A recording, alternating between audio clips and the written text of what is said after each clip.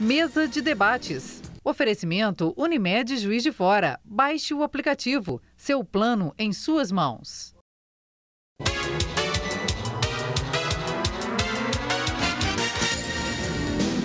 Olá, está começando mais uma mesa de debates aqui na TVE Juiz de Fora. Eu sou José Roberto Abramo e nós vamos estar juntos aí todos esses dias.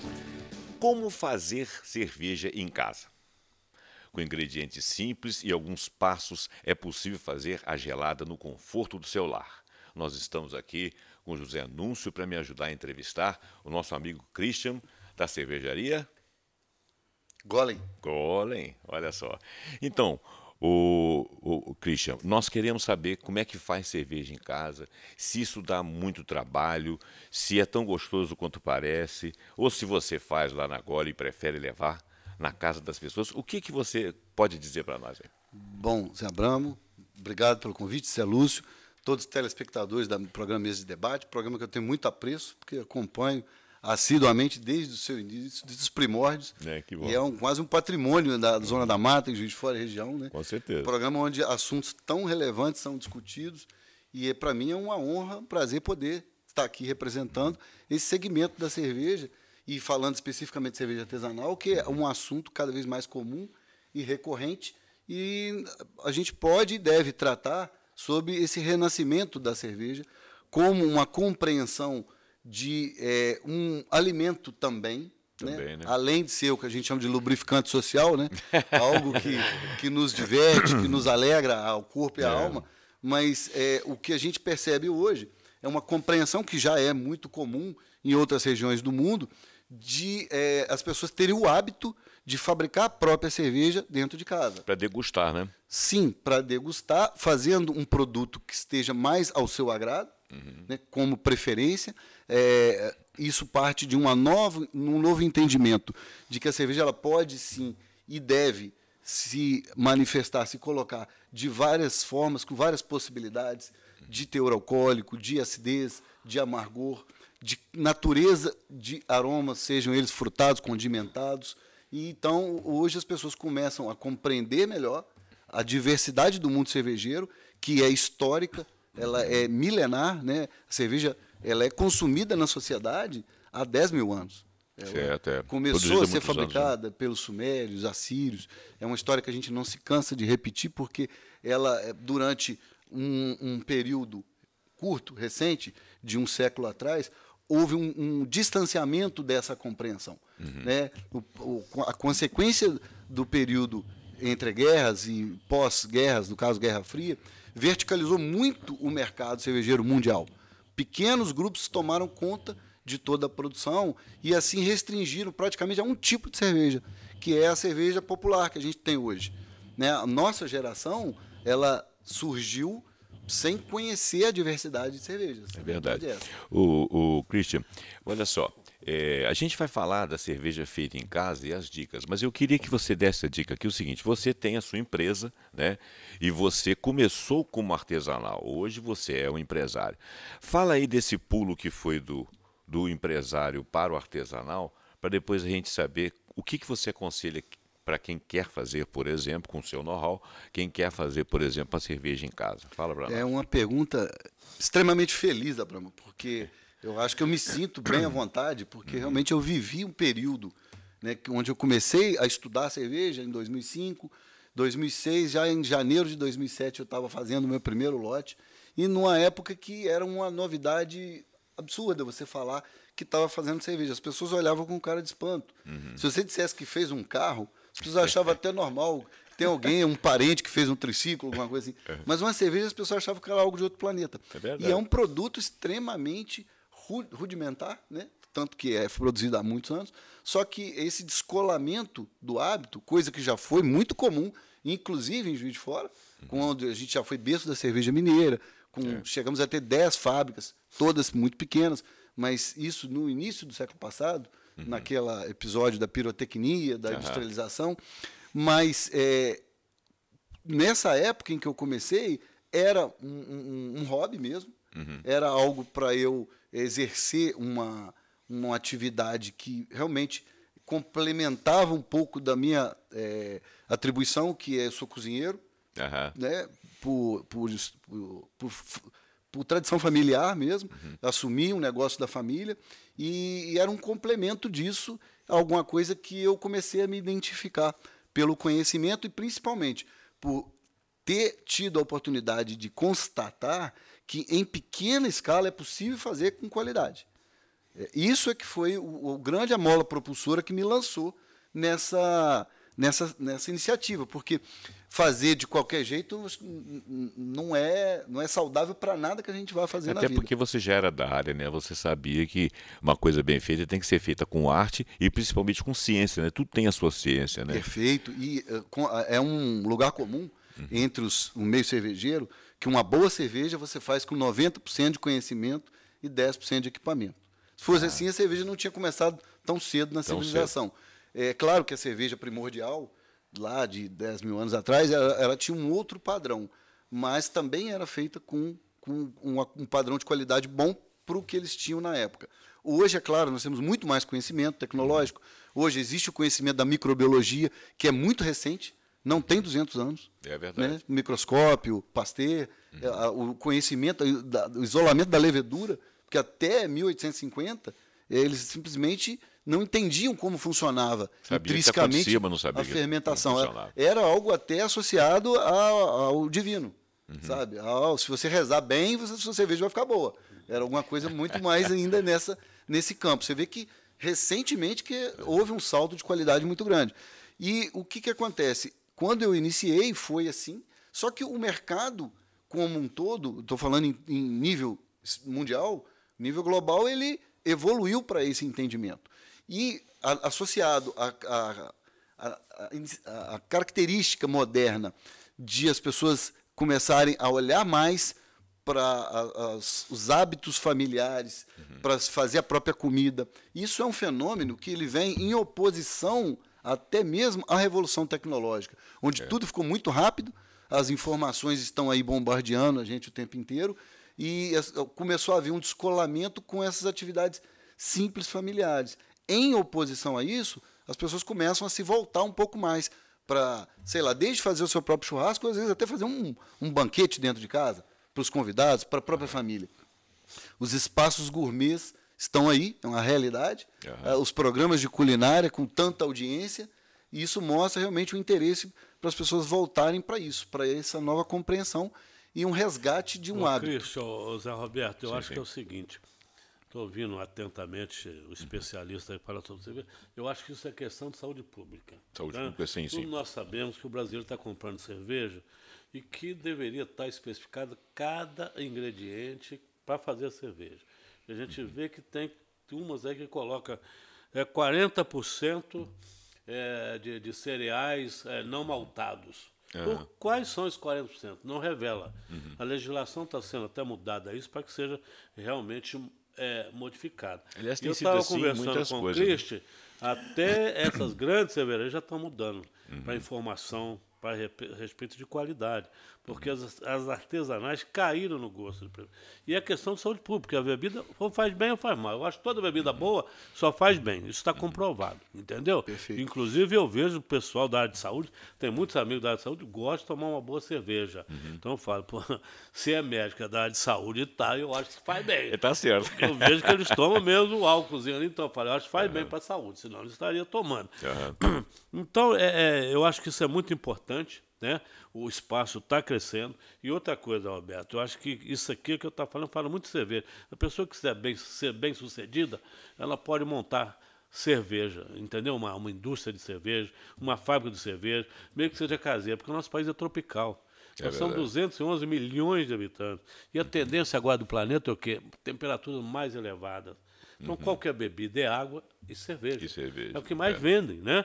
Hoje você tem, Cristian, a ideia de quanto é o brasileiro por ano, cada brasileiro consome qual quantidade de cerveja e como é que está esse mercado. Está tendo apoio dos órgãos públicos aí de fomento para poder montar a cervejaria e expandir o negócio? É interessante sua pergunta, Zé Lúcio, porque os dados mais recentes que nós temos é que o brasileiro consome, em média, entre 59 litros por pessoa ano. Mais que leite? ano, né? Eu acredito que leite, não tenho os dados do leite, mas acredito que deva ser. Pode ser até que seja consumido menos, porque os adultos tendem a beber menos leite, né? Com certeza passou o leite. Pode ser que sim. E é a segunda bebida mais consumida do mundo, considerando que o chá é a bebida mais consumida, e esse dado a gente tem. Isso porque o que o chinês bebe de chá é uma aberração, né? Chinês e indiano, né? Exatamente. Chinês e indiano. Muito bem observado. Então, assim, esse consumo em torno de 59, eu não tenho dados dos últimos 2 anos, mas isso é de 2017 ainda, ele ainda é pequeno, se considerado, que acho que nós estamos entre os 15 países que mais consomem cerveja. A Irlanda se consome mais, na Alemanha, na República Tcheca. Claro, isso eu acho que não consome, mas devido ao poder aquisitivo, né? A tendência melhorar também. o poder aquisitivo, o consumo. Verdade, tanto que a maior. gente teve no Plano Real um boom de consumo de cerveja que obrigou a expansão do mercado como um todo. Isso é fato, sim. Mas é um consumo muito Caiu bom. na taxa de desemprego, né? Melhor, gerando mais emprego, vai gerar mais Vai consumo. gerar mais consumo. Exatamente. E assim, mas é um consumo bom. A República Tcheca é o país que mais consome cerveja no mundo. Isso porque eles estão muito perto. A região da Bavária, ela está ali entre a República Tcheca e a Alemanha, é onde se consome cerca de 170 litros ano. Agora, a gente tem uns dados históricos muito interessantes que na Idade Média, o consumo por pessoa ano era entre 600 e 800 litros. Nossa Senhora! Você Só vê comia que cerveja, almoçava cerveja. Não tinha Nós mais vivemos- cerveja, devia estar no jantava deserto, cerveja. né? Nós vivemos períodos muito sóbrios ultimamente, né? E era uma É porque hoje não pode opção- trabalhar bebendo, né? Exato, e era uma opção a água. Porque como eles não conheciam o tratamento de água, não tinha segurança alimentar, era mais seguro beber cerveja. Isso durou até 1800. Então, era uma opção, principalmente para civilizações que moravam mais próximas do litoral, porque quem morava mais nas montanhas, mais próximas às nascentes, tinha uma água de qualidade melhor e era mais seguro. Para as grandes civilizações que moravam mais próximos do litoral, era mais seguro beber cerveja. O egípcio consumia 8 litros por dia, eram 2 jarras de 4 litros e era o salário do trabalhador egípcio. Então, assim, existe uma ligação muito forte da cerveja com a nossa história, com a história da nossa civilização, mas hoje o que a gente vê é que as pessoas voltaram a ter uma compreensão da cerveja como uma opção gastronômica, uma opção de harmonização, que a cerveja é muito versátil, ela tem um componente de amargor que, por exemplo, não se encontra nos vinhos.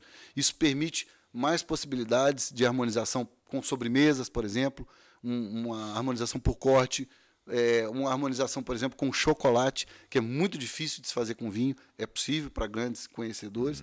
Mas, então, todas essas possibilidades estão levando as pessoas a despertar o interesse de aprender e as motivando a tomar a iniciativa de começar uma produção em casa. Bacana. O que é possível, salvo as devidas proporções, onde você não precisa ter todo um arcabouço tecnológico para atender às exigências de mercado que as grandes indústrias, ou as pequenas indústrias, como eu represento, precisam se enquadrar para poder ter esse produto legalizado para o consumidor. O Christian, antes de você falar diretamente para quem vai produzir em casa, tá, a sua fala, eu queria te parabenizar, que você deu uma aula de história aqui para nós. Com né? certeza. Você fez um resgate histórico muito Verdade. bacana, né?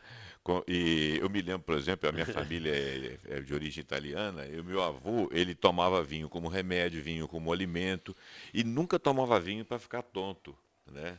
E eu tinha um amigo alemão, eu tenho muitos anos que eu não o vejo, alemão mesmo, ele veio da Alemanha, foi criado aqui, tudo tal, e o pai dele tomava cerveja, uma cerveja que eles faziam lá, eu não me lembro como, mas era artesanal, e nunca tomava para ficar alegre, ele tomava como alimento, ele falava que era um alimento bom, ele tomava às vezes de manhã uma coisa. A gente só pensava em bebida para ficar, né, tonto, né, garoto, rapaz.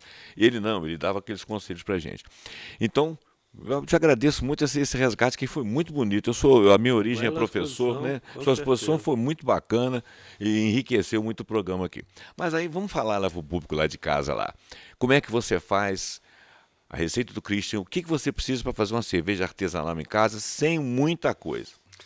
Pois é, então, basicamente precisa entender o que é a cerveja, entender cada um dos seus insumos, o que é o lúpulo, que é uma flor, é uma trepadeira, é uma flor que possui óleos e essências que dão um sabor amargo e aromas que podem ser frutados, condimentados ou cítricos. O cereal, que é o cerne, o que define cerveja, é uma bebida fermentada por açúcar de cereal. Por exemplo, no caso do vinho, nós temos uma bebida fermentada à base de açúcar de frutas. Frutosa, né? Geralmente uva.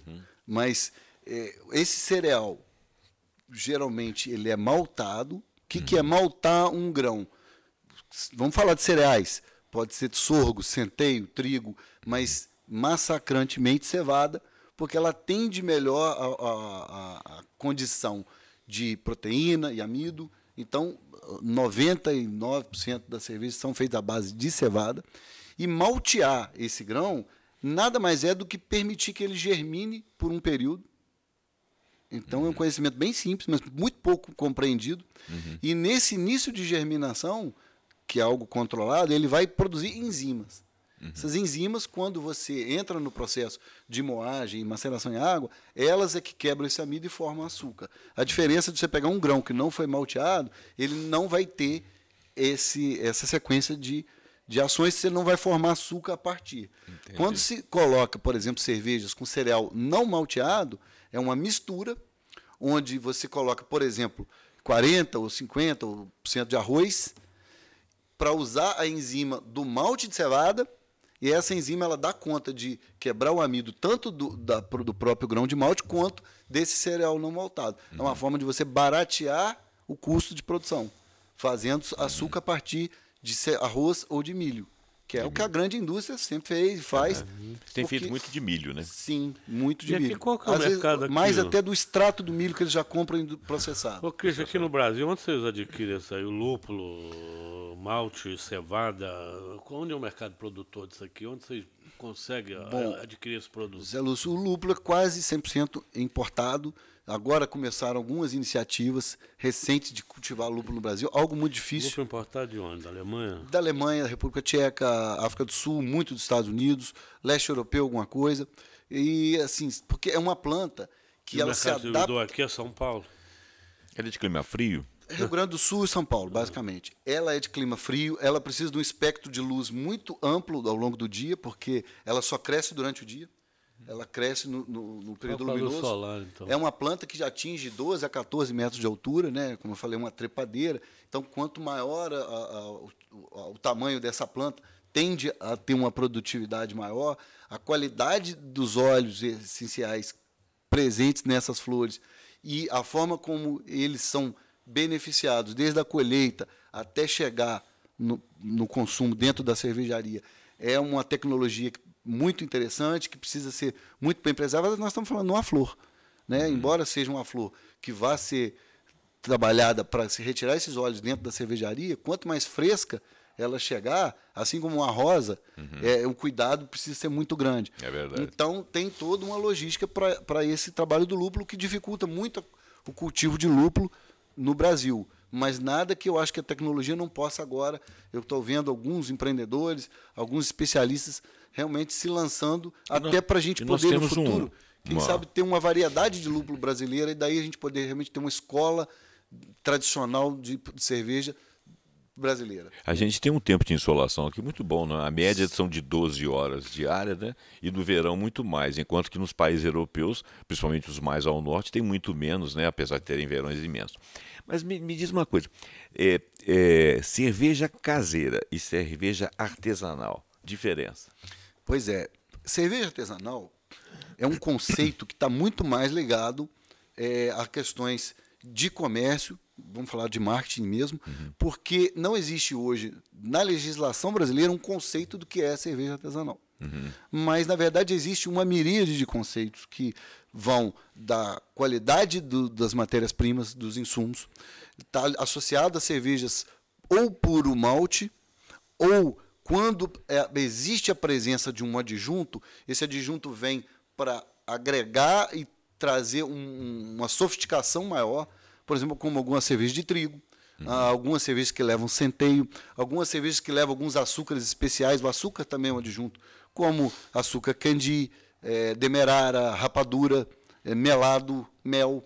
Mel, por exemplo, agora a legislação está se adaptando, e aí eu faço um link bem tardio para responder uma pergunta sua, Lúcio, do que está sendo feito para esse mercado.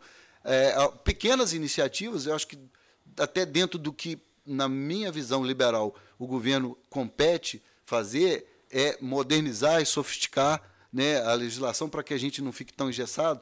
Por exemplo, uma constatação terrível. A legislação até agora não permitia nenhum insumo, nenhum ingrediente de origem animal, por entender que é um produto de origem vegetal exclusivo. Então, mel, por exemplo, sempre foi vetado. Em contrapartida, você tem cervejas importadas com a presença de mel, porque a legislação entendia que, se no país de origem é permitido, ela não se opõe. Então, quer dizer, cria uma condição desleal. Duas medidas, né? Para a gente que quer produzir uma cerveja com... Não está dando o mesmo tratamento. Tem méis maravilhosos aqui. Produção nacional. Localmente, até aqui na região. E a gente não tem... Ajuda, vamos dizer assim, ajuda no emprego, ajuda na coleta. Quem coleta ganha um salário. Fomentar vende a economia um produto, mesmo. Empresário. E gerar valor, ou seja, criar um produto identificado com a nossa região. Então, e essas transformações estão sendo feitas. A legislação flexibilizou um pouco para microcervejarias, permitindo uma desburocratização no que tange a Constituição mesmo, ou seja, permitiu-se o enquadramento no Simples, até um certo limite. Então, algumas coisas estão sendo feitas. Mas, voltando a responder a questão desses insumos, essa é uma condição. Outra condição está ligada a boas práticas mesmo, de você realmente ter um controle do seu processo interno, isso dentro da cervejaria. Você ter condição de medir e avaliar alguns parâmetros que são extremamente técnicos, que é difícil para o consumidor final perceber de uma forma lógica e clara sobre algumas variáveis, como H2S e outros off-flavors, que a gente chama, são substâncias que podem estar presentes na fermentação, mas que precisam ser diminuídas para melhorar o paladar. Agora, o consumidor ele não conhece os nomes técnicos, mas o paladar ele é soberano. Né? A palavra do consumidor tem que ser final. Essa é artesanal, né? Sim. Zé Abrão, mas tem que ter conhecimento, né? Claro. Aqui que você tem que... Juiz de Fora já tem alguma escola aí, cervejeira, vamos dizer assim, que prepara a pessoa com conhecimento científico, técnico. Professor já tem, né? Sim, nós temos, sim.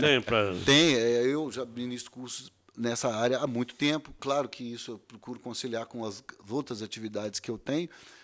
Tem outros professores também, tem outras pessoas, tem uma escola sendo formada aqui já, dando resultados, formando cursos, que é a Escola Mirante.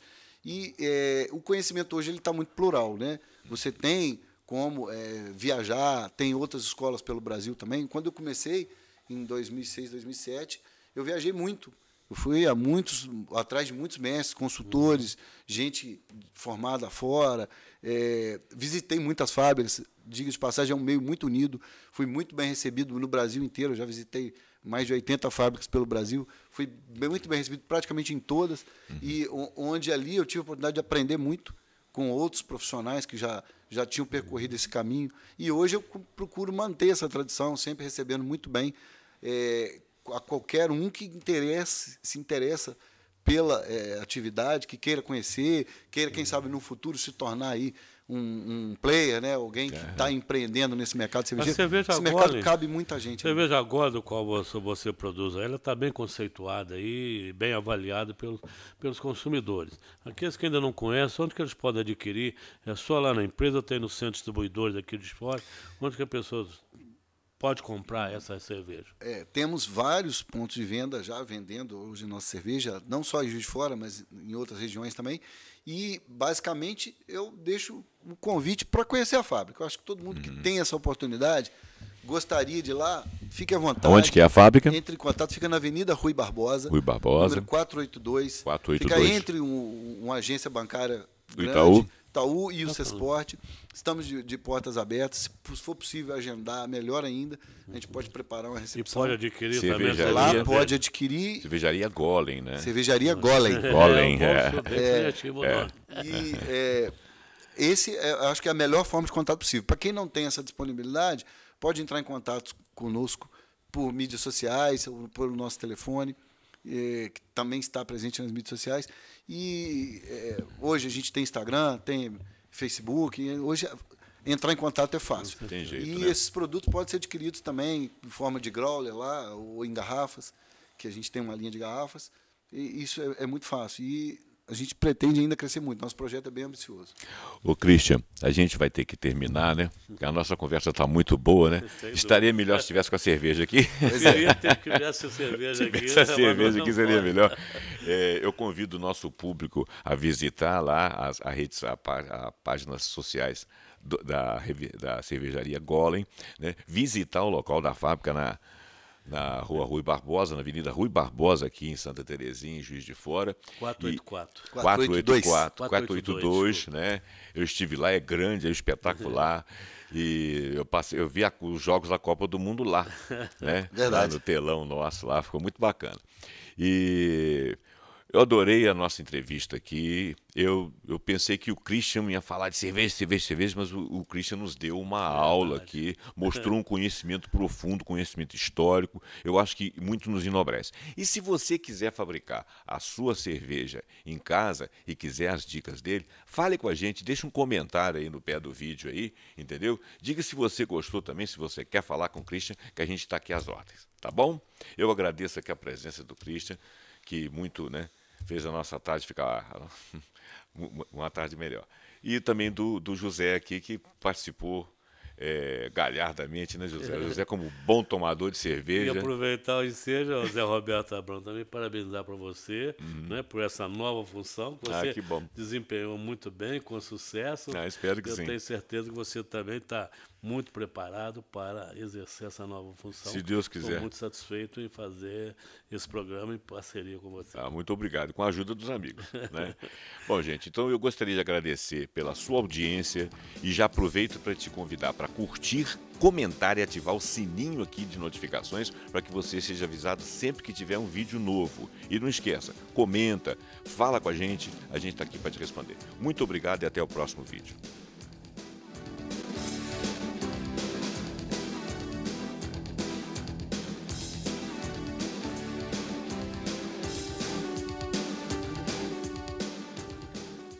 Mesa de debates. Oferecimento Unimed Juiz de Fora. Baixe o aplicativo. Seu plano em suas mãos.